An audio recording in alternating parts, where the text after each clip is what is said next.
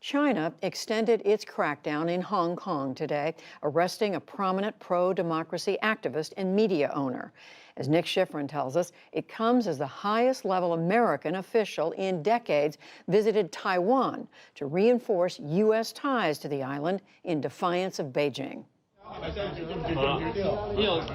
For Beijing, this is what protecting national security looks like, frog-marching a media tycoon through his own newsroom.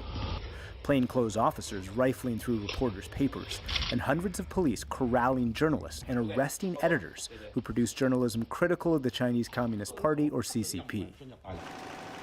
Apple Daily is Hong Kong's largest media outlet, and its owner, Jimmy Lai, an outspoken advocate for democracy, whose arrest was designed to silence a Hong Kong media that until now enjoyed freedoms that don't exist in mainland China, says senior aide Mark Simon. We take a strong stand for pro-democracy. We don't make any bones about it.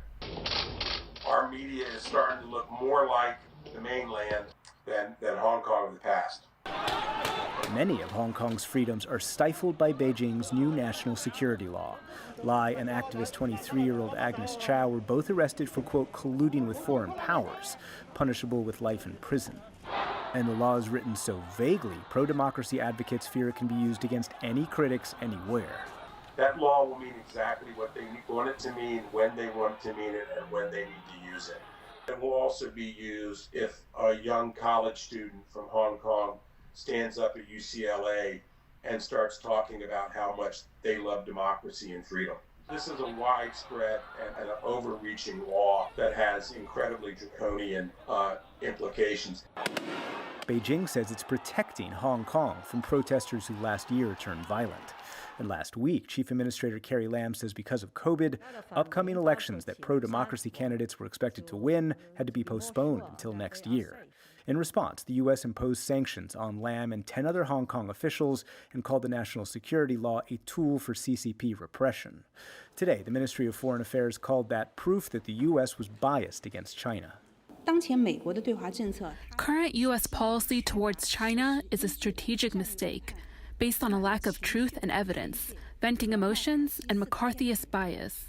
And Beijing announced its own sanctions on 6 Republican lawmakers and 5 leaders of NGOs critical of Beijing, including National Democratic Institute President Derek Mitchell. It's part and parcel of today's China, where it's not just about what happens in China, but around the world, that they want people to be quiet about what's really happening. They don't care about law. They don't care about truth. They don't care about abiding by the basic law of Hong Kong. Last year, Mitchell spoke in Hong Kong and has co-written 3 books about China. He argues under Xi Jinping, the Chinese Communist Party is willing to try and silence domestic and international critics no matter the consequence. They're going to use their power, and that they will not accept anything that is remotely rights-based or democracy-based in Hong Kong, and keep going until they feel it is squashed entirely. It's very, very sad. We're seeing in our headlines on a daily basis in broad daylight. And it doesn't stop in Hong Kong. We have to recognize that. It can certainly move to the free people of Taiwan. The fear that Taiwan is next is the backdrop for the highest-ranking U.S. visit in 4 decades. Secretary of Health and Human Services Alex Azar gave a show of support to President Tsai Ing-wen, considered a Beijing critic. It's a true honor to be here to convey a message of strong support and friendship from President Trump to Taiwan. Officially, Azar is visiting because Taiwan's a COVID success story, in stark contrast to the U.S. Taiwan's had fewer than 500 cases thanks to quick actions in January like widespread testing and tracing and mandatory masks. But Beijing considers Taiwan a breakaway province, and U.S. support, especially military support, as meddling in internal affairs. During Azar's visit, the nationalist tabloid Global Times reported Chinese planes entered Taiwanese airspace as a clear message. And the clear message received in Hong Kong by the national security law, activists, residents, even business people are now considering leaving. Information is everything. And this law is telling, especially the financial community, there are certain pieces of information that we're not going to let you have. The ripple effect is going to be significant. It is not just one more cut in the grain here. This is like an axe chop.